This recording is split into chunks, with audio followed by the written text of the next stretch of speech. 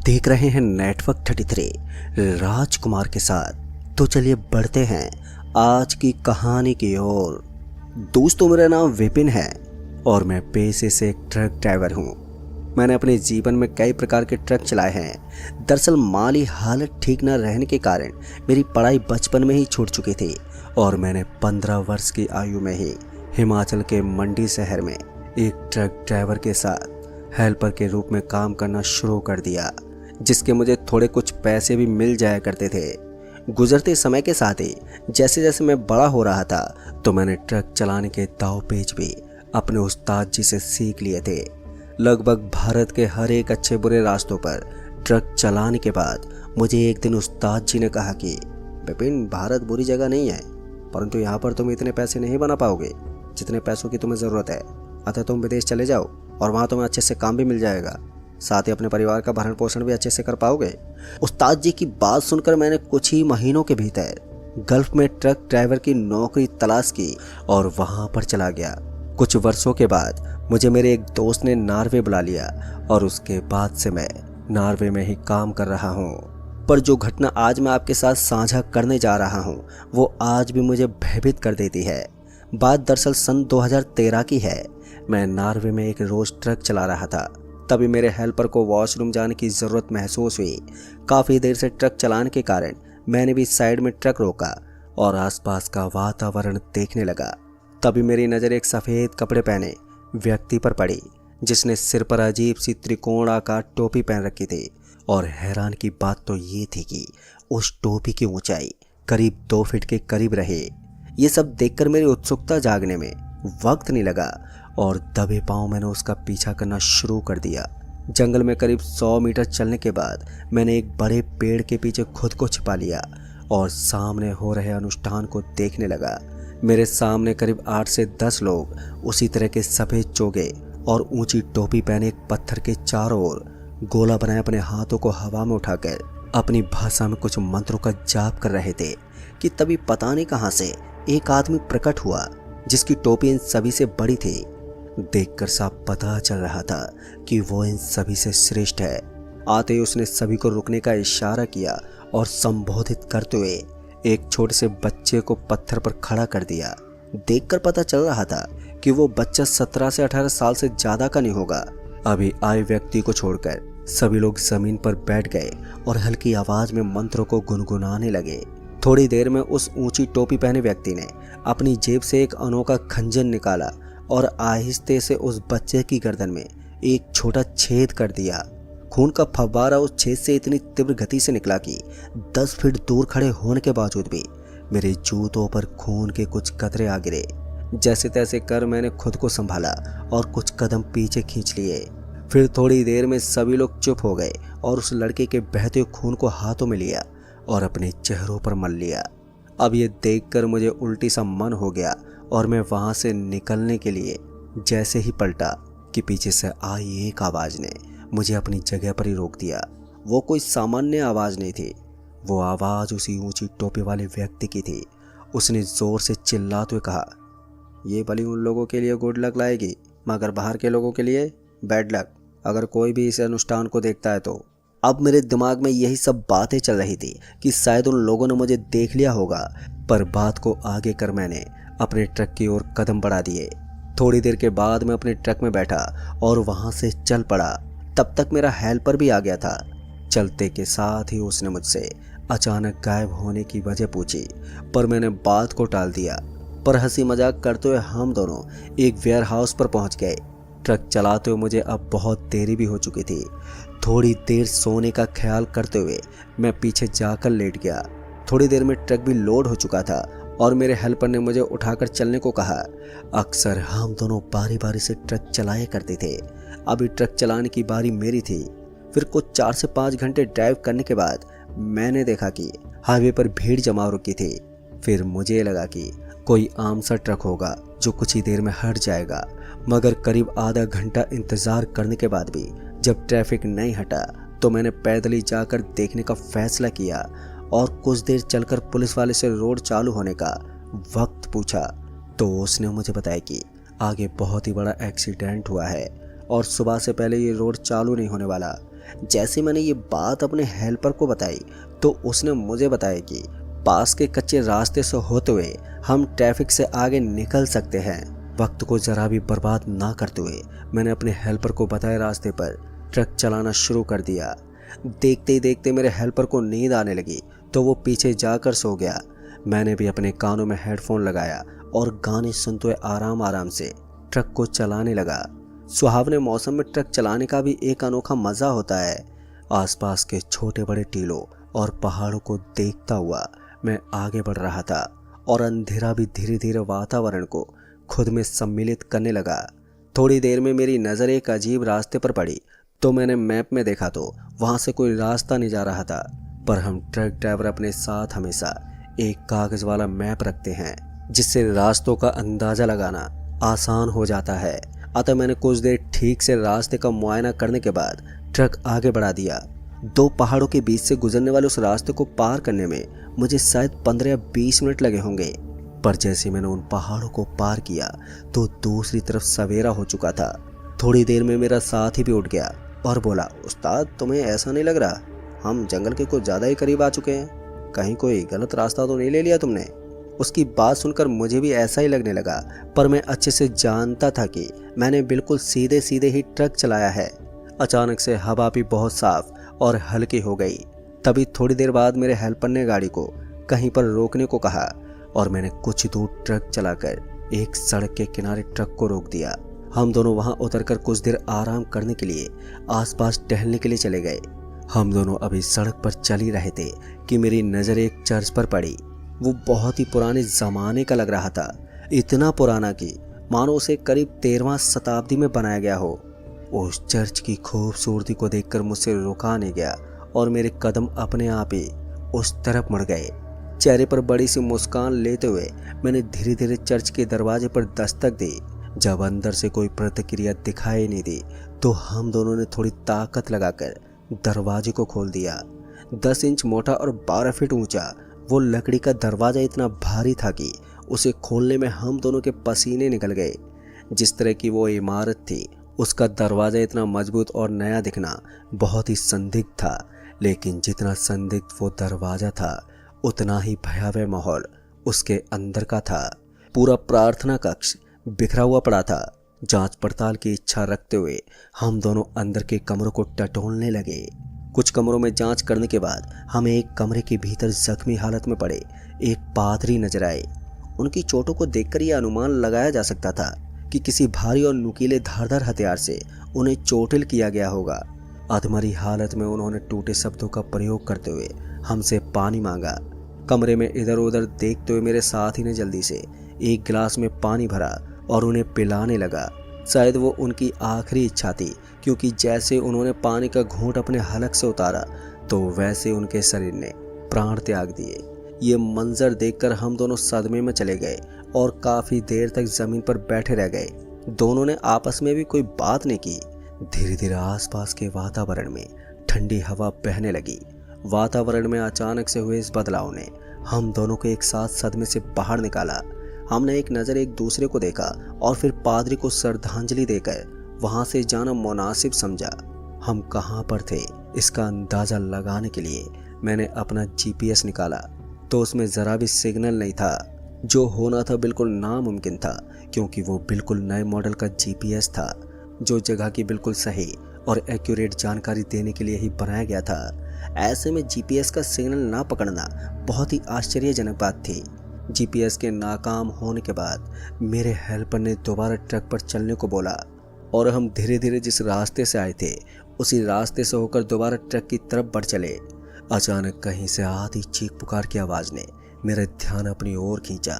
उत्सुकता इंसान को सभी से रूबरू करा दिया करती है, जिसे करने के बारे में अगर विचार किया जाए तो कोई कभी ना करे। सड़क से बाईं ओर थोड़ी दूरी तय करने पर हमने देखा कि एक बड़े से मैदान में हजारों की संख्या में 9 से 10 फीट लंबे दैत्य के जैसे लोग अपने हाथों में भारी भाले और कुल्हाड़ी लिए एक अजीब सी भाषा में एक दूसरे से बात कर रहे थे।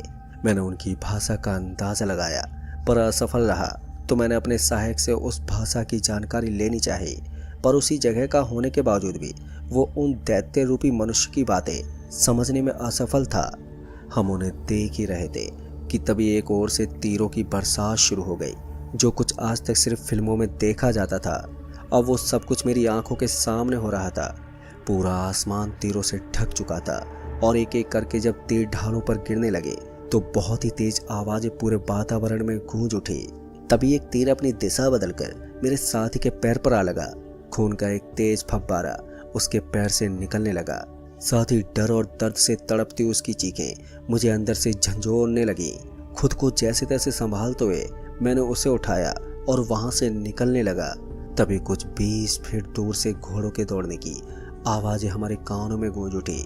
आवाज की तरफ नजर घूमने पर हमने देखा कि जो दैत्य रूपी लोग सामने के मैदान में थे, उन्हीं की तरह दिखने वाले लोग उन घोड़ों पर बैठे हमारे सामने से गुजर रहे थे। पर जो नफरत और वहशियत मैंने घोड़ों पर बैठे लोगों के चेहरों पर देखी, वो इंसानी फितरत से परे था। देखते ही देखते सभी आपस में लड़ने लगे और हर तरफ खून ही खून फैल गया। बुरी तरह से कटे फटे शरीर पूरे मैदान में फैल गए और इतनी वहशियत देखकर कोई भी इंसान अपना आपा खो दे। फौरन ही मैंने अपने हेल्पर को कंधों पर उठाया और भागते हुए उसे ट्रक में बैठा दिया। इस जल्दबाजी में मेरा जीपीएस रास्ते में गिर चुका था और उसे मैं छोड़ना नहीं चाहता था। अतः मैं दोबारा उस जगह पर गया तो सामने का नज़ारा देखकर मैं तो भयभीत हो उठा। जहां अभी 5 मिनट पहले तक लाशों का ढेर पड़ा था, खून की नदियां बह रही थी, वो पूरा मैदान ऐसे साफ नजर आने लगा जैसे वहां पर कुछ हुआ ही ना हो। कुछ देर वहां पर खड़ा होकर मैंने चीज़ों को समझने की भी कोशिश तो की, पर मैं कुछ भी निष्कर्ष नहीं निकाल पा रहा था। समय बर्बाद ना करते हुए मैंने अपना जीपीएस वहां से उठाया और अपने ट्रक की ओर दौड़ लगा दी। दूसरा झटका मुझे तब लगा जब मैंने देखा कि मेरे हेल्पर के पैर की चोट भी आश्चर्यजनक रूप से ठीक हो गई है। जब मैंने उसे चोट के बारे में पूछा तो उसके पास भी कोई संतोषजनक जवाब नहीं था। जवाब तो दूर की बात है, अचानक से ठीक हुए घाव ने हेल्पर को भी शंका में डाल दिया था। हाल में हुई सभी घटनाओं को देखते हुए मैंने मान लिया कि ये सब सामान्य नहीं है और शायद हम एक छलावे में फंस चुके थे। अतः मैंने अपने हेल्पर से बात करते हुए फैसला किया कि जितनी जल्दी हो यहाँ से निकलने की कोशिश करते हैं। ट्रक को घुमाकर मैं उसी रास्ते पर चलने लगा जिस रास्ते से हम यहाँ पर आए थे। पूरी रात ट्रक चलाने की वजह से मुझे बहुत ही ज़्यादा थकान हो गई थी और जो कुछ अभी तक मैंने देखा था उससे मैं और भी ज़्यादा घबरा चुका था। इसलिए मैंने अपने हेल्पर को ट्रक चलाने को बोला और हमने आपस में जगह बदल ली। हेल्पर को रास्ता बताने के बाद मैंने अभी कुछ पलों के लिए आंखें बंदी करी थी कि तभी दूर से आती घोड़ों के हिनहिनाने की आवाज़ मेरे कानों में पड़ गई और मेरी नींद पूरी तरह से उजड़ गई।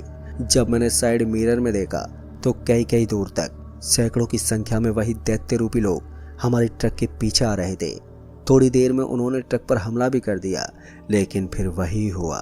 थोड़ी देर के बाद सब कुछ अचानक से गायब हो गया, पर उन लोगों के पीछा करने के कारण हम रास्ता भटक गए। जब हमें लगा कि अब खतरा टल गया है तो मैंने हेल्पर से ट्रक साइड में रुकवाया और पीछे जाकर हमले से हुए नुकसान का जायजा लेने लगा।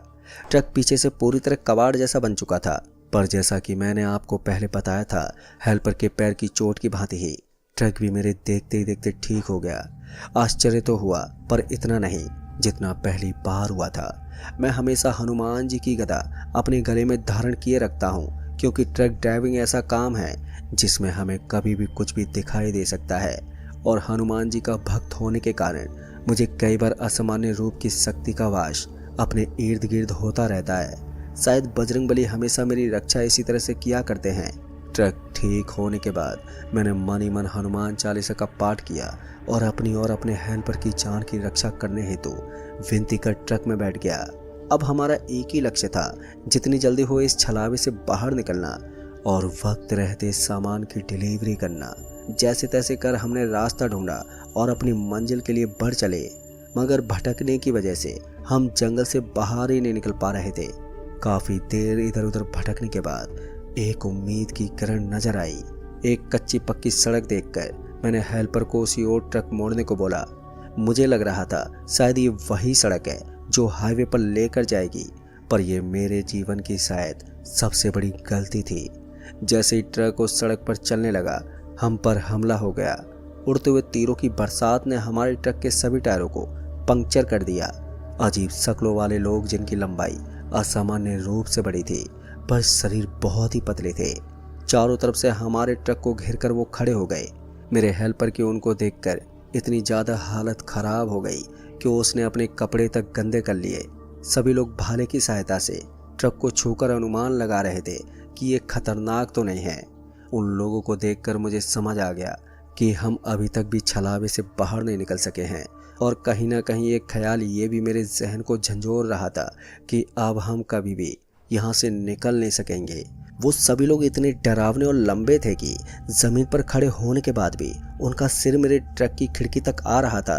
अजीब सी भाषा में उन्होंने हमें डराते हुए बाहर निकाल दिया। समझदारी दिखाते हुए मैंने ट्रक की चाबी और जीपीएस केबिन में ही छोड़ दिए। लकड़ी के बक्से जैसे पिंजरे में हमें बांध कर रख दिया गया और 3 दिन का सफ़र तय कर पुराने ज़माने के किसी कबीले में लेकर चले गए। वहाँ मैंने कई ऐसी चीज़ें देखी जिनका उपयोग कर काले जादू जैसी विद्या को सीखा जाता है। मुझे समझते देर नहीं लगी कि हम बहुत ही बड़ी मुसीबत में फंस चुके हैं। पता नहीं कितने दिनों तक हमें उस पिंजरों में बंद रखा गया। फिर एक रात मेरे हाथ में एक नुकीला पत्थर लग गया। तभी मैंने सोचा इसकी सहायता से यहाँ से भागा जा सकता है, पर सब कुछ हमारे हिसाब से हो ये ज़रूरी तो नहीं। उसी रात काले चोगे में एक बूढ़ा आदमी हमारे पिंजरे के सामने आ गया। उसने उल्लू की गर्दन हाथ में ली हुई थी, साथ ही दूसरे हाथ में एक चाकू भी नजर आ रहा था। फिर थोड़ी देर में एक आदमी नए जन्मे बच्चे को लेकर उस बूढ़े आदमी के पास आ गया। उस बूढ़े आदमी ने हाथों के स्पर्श से शरीर का मुआयना किया और फिर दूसरे हाथ से चाकू उठाकर उस बच्चे की गर्दन धड़ से अलग कर दी। बच्चे का खून पानी की तरह बहने लगा। फिर उसने उल्लू की गर्दन बच्चे को लगाई और कुछ मंत्र पढ़े। अब जो हुआ उसे देखकर तो मेरे पैरों तले जमीन खिसक गई। पर जैसे उस अंधे बूढ़े ने मंत्र पढ़कर फूका, उल्लू की गर्दन उस बच्चे के शरीर से चिपक गई और उल्लू जैसी फुर्ती और खामोशी उस बच्चे के शरीर में आ गई। दोस्तों, मैं बेहोश भी अगर हो जाता तो कोई आश्चर्य वाली बात नहीं थी, क्योंकि ये करना इंसानी दुनिया में तो शायद नामुमकिन ही है। अब मेरी सारी उम्मीदें ख़त्म हो गई थी, क्योंकि अगर यहाँ से भाग भी जाता हूँ तो पता नहीं ट्रक किस जगह पर खड़ा होगा। मैंने सारी शक्ति लगाकर रास्ता याद करने पर भी जोर दिया, मगर मुझे ज़रा भी अंदाज़ा नहीं लग रहा था कि किस दिशा में कहाँ तक जाना है, कहाँ से मुड़ना है। हर रोज़ कुछ न कुछ अजीब और अचंभित कर देने वाले नज़ारे को देखकर मेरा हेल्पर धीरे धीरे अपना आपा खोने लगा और खुद से कुछ न कुछ बातें करता। उसे देखकर मैं भी मायूस हो जाता था, पर हम कर भी क्या सकते थे। रोज़ाना सुबह शाम कीड़े और मशरूम खाकर इंसान वैसे ही अपना दिमागी तवाज़ुन को ही देता है। एक रात अंधेरा गहराया हुआ था, ज़रा भी रोशनी कहीं मौजूद नहीं थी। तभी हवाएं तेज हो उठी और एक एक कर सभी मसाले बुझ गईं। मेरे अलावा सभी लोग सो रहे थे। इस अंधेरे में 2 लाल चमकती हुई आंखें पूरे कबीले में घूमने लगी। कबीला ज़्यादा बड़ा नहीं था और मुश्किल से 150 परिवार को मिलाकर ही वो कबीला बना हुआ था। थोड़ी देर में वो लाल आंखें पूरे कबीले को घूर कर वहाँ से चली गई। उसके जाते ही पूरे कबीले में एक साथ रोने की आवाज़ें फैल गई। हर घर से एक एक बात एक लोग अपने बच्चों को गोद में लेकर रोते हुए मुखिया के पास चले गए। एक ही रात के आधे पहर में सारे बच्चों ने एक साथ अपने प्राण त्याग दिए। वो कबीले वाले कोई भी रहे हों, इंसान या भूत, फर्क ही नहीं पड़ता। औलाद को खोने का दुख सभी में बराबर होता है। अपनी औलाद को खोने का दर्द जितना हमें दुख देता है, उतना ही गैर इंसानी जीवों को भी होता है। इस बात का पता मुझे उस रात को चल गया, क्योंकि चाहे मैं या मेरा हेल्पर उनकी भाषा नहीं समझ पाते थे, परंतु भावनात्मक रूप से हम उनके दर्द से जुड़े हुए थे और इसी भावनात्मक जुड़ाव ने हमारी भी आंखों को भी नम कर दिया। उस रात उन सभी ने बहुत ही शोक मनाया और सभी कैदियों को पिंजरों से निकालकर एक कमरे में बंद कर दिया। मरे हुए बच्चों की लाशों को देखकर मुझे और मेरे हेल्पर को भी अपने बच्चों की याद आ गई। उस रात हम दोनों फूट फूट कर रोए। अगले दिन सुबह मैं और मेरा हेल्पर कुछ बातें करने लगे। दरअसल मेरे हेल्पर को अपने परिवार की चिंता बहुत ही ज़्यादा सता रही थी और वो मुझे अपने बच्चों की शैतानी और मस्ती के किस्से सुनाकर अपने मन को हल्का कर रहा था। बताते बताते उसकी आंखें फिर से नम हो उठी और मैंने उसे अपने गले से लगा लिया। बच्चों का मोह होता ही ऐसा है। पिता सारी परेशानियां और दुख उस वक्त भूल जाता है जब वो अपनी संतान को मुस्कुराते हुए देखता है। मेरा हेल्पर मेरे गले लगकर काफ़ी देर तक रोता रहा और मैं उसे कंधा देकर बस बैठा रहा। थोड़ी देर बाद जब वो शांत हुआ तो कमरे के अंधेरे में छुपे हिस्से से जानी पहचानी भाषा में आई एक आवाज ने मेरी ओर अपना ध्यान खींचा। हम दोनों ने एक साथ उस अंधेरे कोने की तरफ रुख किया तो देखा कि हमारी तरह दिखने वाला एक इंसान, जिसके बाल एवं दाढ़ी बहुत ही ज्यादा बड़े हुए थे और नाखून इतने गंदे थे कि देखकर ही घिन आने लगे। पर इतने वक्त के बाद एक ऐसे इंसान को देखना जो हमारी भाषा समझता और जानता हो, ये देखकर मेरा मन भर आया। एक पल के लिए अनजान दुनिया में किसी अपने के होने का आभास हो चला। हमने बहुत देर तक कुछ बात नहीं की, बस एक दूसरे को देखते रहे। सभी की आंखें खुशी और संतुष्टि से नम हो चुकी थी।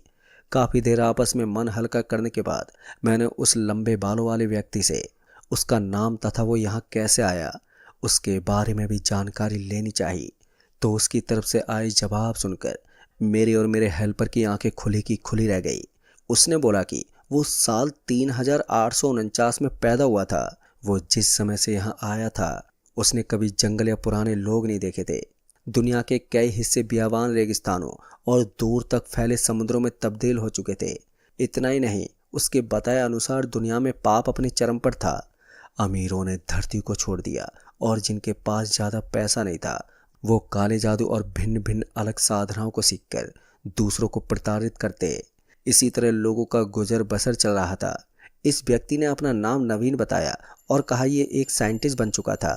फिर एक रोज नवीन के हाथ में हजारों साल पुरानी एक किताब लगी जिसकी मदद से उसने कई अलग अलग काली विद्याओं को सीखा। दिल का अच्छा और जेब से अमीर होने के चलते नवीन ने फैसला किया कि वो ज़रूरतमंदों की सहायता करेगा और काले जादू की दुनिया में सबसे बड़ा नाम बनाने के लिए नवीन ने एक दिन दूसरी दुनिया का रास्ता खोल दिया, जहां जाकर उसे पता चला कि काले जादू की शुरुआत कहां से हुई और उस जगह जाने का रास्ता किस प्रकार मिलेगा। सालों की घोर तपस्या से उसने आखिरी रास्ता खोज ही लिया और वो यहाँ आ पहुंचा। यहाँ आकर नवीन ने सबसे पहले यहाँ की संस्कृति और वातावरण में खुद को ढालने की कोशिश की। उसने यहाँ आकर एक बड़े ज्ञानी पुरुष से काले जादू के सभी दांव पेच भी सीखे, परंतु यहाँ से जाने का रास्ता सीखने से पहले ही उन ज्ञानी बाबा की एक जंगली जानवर ने हत्या कर दी और नवीन यहीं पर फंसा रह गया। कई महीनों बाद उसे पता चला कि एक ऐसा कबीला मौजूद है जिसकी सहायता से वो यहाँ से निकलने का मंत्र सीख सकता है। तो लंबा सफर तय कर नवीन इस कबीले में आ पहुंचा।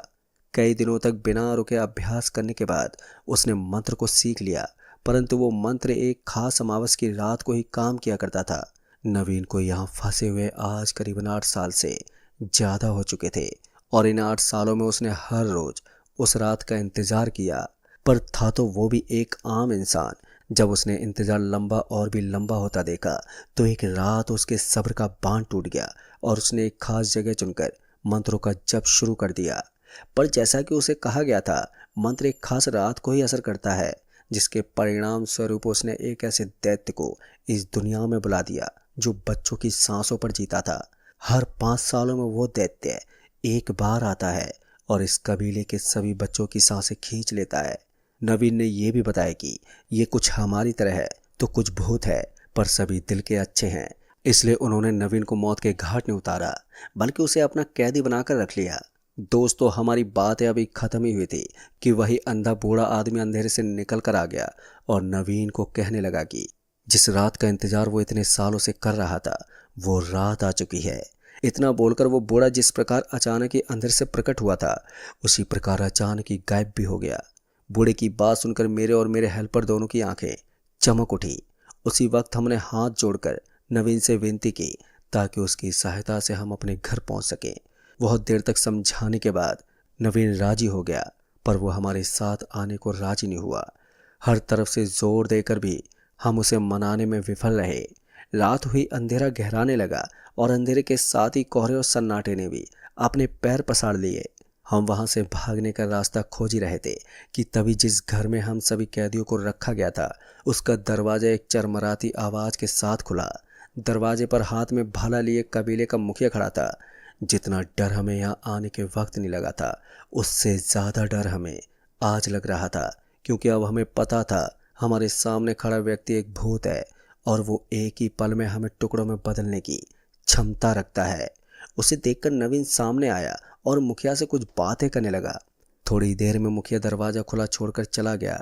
शायद वो एक इशारा था कि हम दोनों अब आज़ाद हैं। खुशी खुशी हम कबीले से तो निकल गए, पर तभी मेरे जहन में सवाल आया कि वो खास रात आज है और हमारा ट्रक यहाँ से 3 दिन की दूरी पर मौजूद है। जैसे ही मुझे इस बात का एहसास हुआ, मेरी सारी खुशी मायूसी में बदल गई और शायद मेरे सहायक ने भी मेरे चेहरे के भाव पढ़ लिए थे और वो भी मायूस हो गया। लेकिन रात खत्म होने में अभी कई घंटों का समय बचा था। नवीन ने हमारे लटके हुए चेहरे को देखा और हम दोनों को उसके साथ पकड़कर अपने ट्रक के बारे में सोचने को कहा। हमने भी वैसा ही किया और एक पल के भीतर हम अपने ट्रक के सामने खड़े थे। ट्रक को देखकर हम दोनों की खुशी का ठिकाना नहीं रहा और हम खुशी से नाचने लगे। तभी नवीन ने मुझे हमारे ज़माने की कोई ऐसी चीज़ देने को बोला जिससे जगह और दिशा का सटीक अनुमान लगाया जा सके। मायूसी भरी आवाज़ में मेरा हेल्पर नवीन को बोला कि आपकी कोई तो चीज़ हमारे पास नहीं रही है। तभी मुझे याद आया कि जाने से पहले जीपीएस मैंने ट्रक में रख दिया था और संयोग से वो उसी जगह पर मिला जहाँ पर मैंने उसे रखा था। जीपीएस पर कुछ मंत्र पढ़ नवीन ने मुझसे कहा, जितना तेज हो सके उतनी तेजी से इसी सड़क पर सीधे चले जाना। तुम अपने ज़माने में ठीक उसी वक्त पर पहुंच जाओगे जिस वक्त तुम इस छलावे के समय जंगल में फंसे थे। दोस्तों, उसकी बात सुन मैंने नम आंखों से उसका शुक्रिया अदा किया और एक आखिरी बार उसे हमारे साथ चलने की गुजारिश की, पर बदले में उसने बस इतना ही कहा कि उसने मुखिया से वादा किया है जिस दैत्य को नवीन गलती से इस समय में ले आया है उसे वापस यहाँ से वहीं भेजना होगा जहाँ से वो दैत्य आया है। अतः हमारा ये सफ़र यहीं तक का था।